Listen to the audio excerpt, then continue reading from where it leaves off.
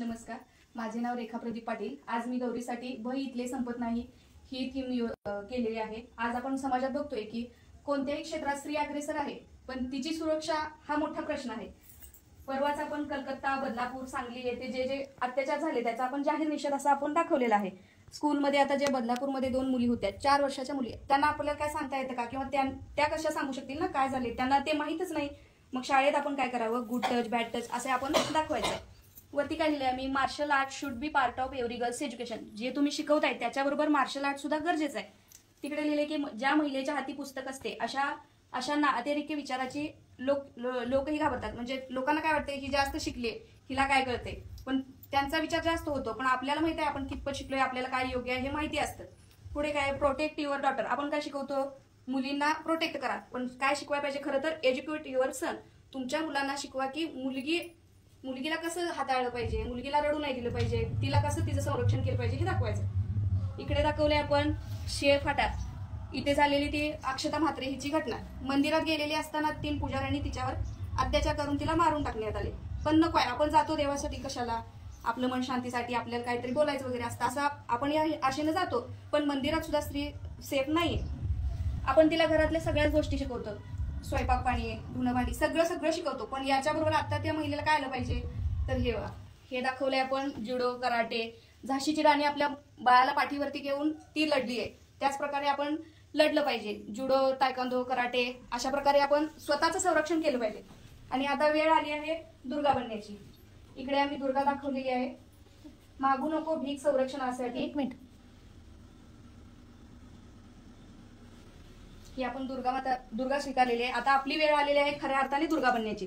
मागू नको भीक संरक्षणाची, उठ, घे शस्त्र हाती आणि लढ। अशा प्रकारे आपण आता लढलं पाहिजे। जे आता समाजात वासनादी माणसं आहेत, त्यांच्या विकृती झालेली आहेत, त्यांना आपण बदलू तर शकत नाही। प्रत्येक वेळी आपण न्याय सरकारकडे मागतो, पण प्रत्येक वेळी आपल्याला कोण राहील का, नाही, आपल्यालाच दुर्गा बनलं पाहिजे। आता इथं काय म्हणलंय, देश की बेटी अपनी बेटी। देशाची जी मुलगी आहे ती आपली कुल मुलगी आहे, आपली मुलगीच दुसऱ्यांची मुलगी ही सुद्धा आपली मुलगी आपण समजलं पाहिजे। इथं दाखवलंय की रास्ते में खडी हर लड़की को घूरने वाले भगवान तुम्हें चांद से भी सुंदर बेटी दे। जे आता रस्त्याला आपण बघतो की शाळेला जाताना, कुठे हॉस्पिटलला चाललो, रस्त्याला मुलं आपल्याला दिसतातच, वेगवेगळ्या नजरेने बघतात। प्रत्येकाला आपण काय तोंड देऊ शकत नाही ना, तर आपण काय म्हणायचंय की चंद्रापेक्षा सुंदर मुली तुम्हाला देऊ दे देव। हे काय, I am not for sale, मला सेफ ठेवा, मी काय विक्रीसाठी नाहीये, असं दाखवलेलं आहे। यदि सहन करने की हिम्मत रखती हो तर तबाह करने का भी हौसला रखती हो, मुझमें ऐसी हिम्मत है, असं आम्हाला याच्यातून दाखवायचं।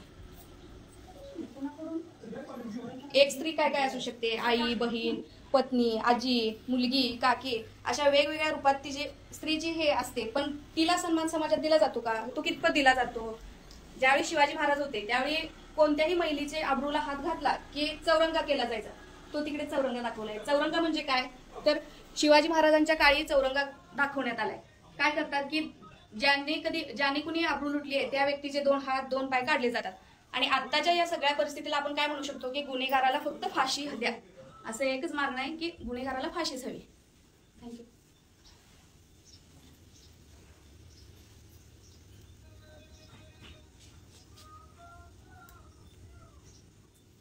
काय आहे तो पडदाच आहे का, बॅनर आहे तुम्हाला, बिग दिवस बॅनर आहे, 3D मध्ये दिसतंय।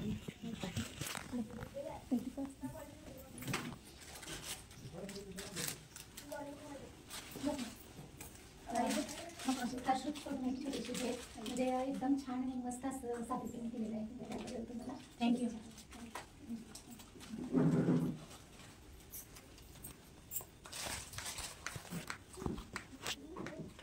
कल्पना छान आहे। 2000च्या नोटा बंद झाल्या त्या, आणि तो 2000च्या नोटा